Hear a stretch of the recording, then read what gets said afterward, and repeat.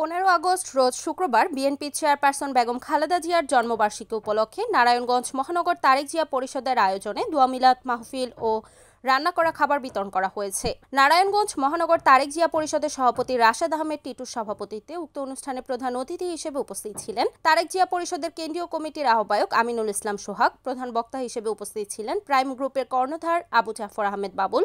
বিশেষ অতিথি হিসেবে উপস্থিত ছিলেন তারেক জিয়া পরিষদ কেন্দ্রীয় কমিটি যুগ্ম আহ্বায়ক জহিরুদ্দিন জহির। অন্যদের মধ্যে আরও উপস্থিত ছিলেন নারায়ণগঞ্জ মহানগর তারেক জিয়া পরিষদের সাংগঠনিক সম্পাদক মোহাম্মদ খোকন, নারায়ণগঞ্জ মহানগর তারেক জিয়া পরিষদের যুগ্ম আহ্বায়ক মেজবাহ উদ্দিন স্বপন, শহীদ মেম্বার, নারায়ণগঞ্জ মহানগর তারেক জিয়া পরিষদের সহসভাপতি মোহাম্মদ শাফি, তারেক জিয়া পরিষদ নেতা মোহাম্মদ কাশেম, তারেক জিয়া পরিষদ নেতা মোহাম্মদ জুলহাস, তারেক জিয়া পরিষদ নেতা মোহাম্মদ মুখলেসুর রহমান, তারেক জিয়া পরিষদ নেতা মোহাম্মদ রনি সহ আরো অনেকে।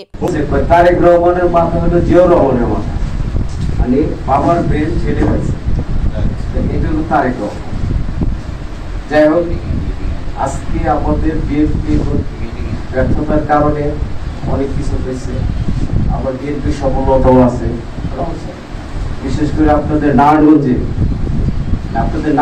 যে পরিবেশটা বিএনপি, এটা আগে ভালো ছিল, কিন্তু এখন কেমন জানি একটু ওই জগা খিচুড়ির মতো হয়ে গেছে। এটা কারণ আছে, এটা কারণ হলো আপনার ঢাকা বিভাগে যে নেতৃবৃন্দ বলা ছিল, ধরেন অ্যাডভোকেট আব্দুল সালাম আজাদ ছিল একটা লোক, উনি মনে করেন খালি ট্যাগ হয়ে আছে,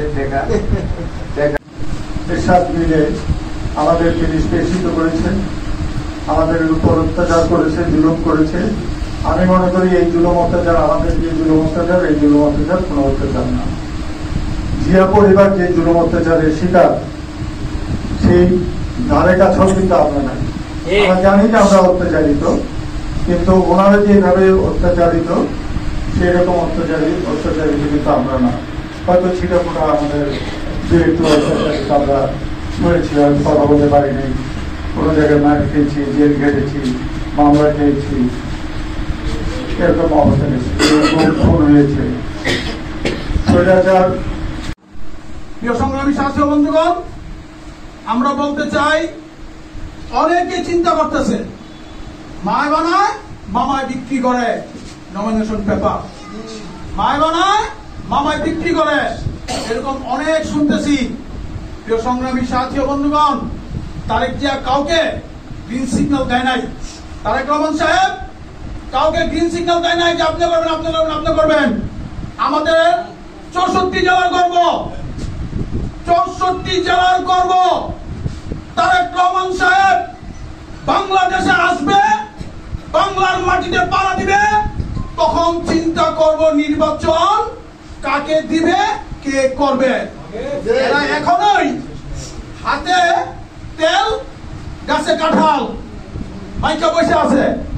আমি বলবো, আমার দেশনেত্রী বেগম খালেদা জিয়া অসুস্থ, তার জন্য দোয়ার আয়োজন করেছি, তার জন্য আমরা বিশেষভাবে দোয়া করব।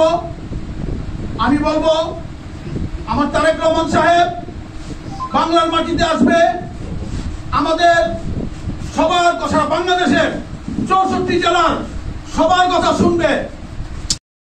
রিপোর্ট মেহেদি হাসান প্রান্ত, NAN TV, নারায়ণগঞ্জ।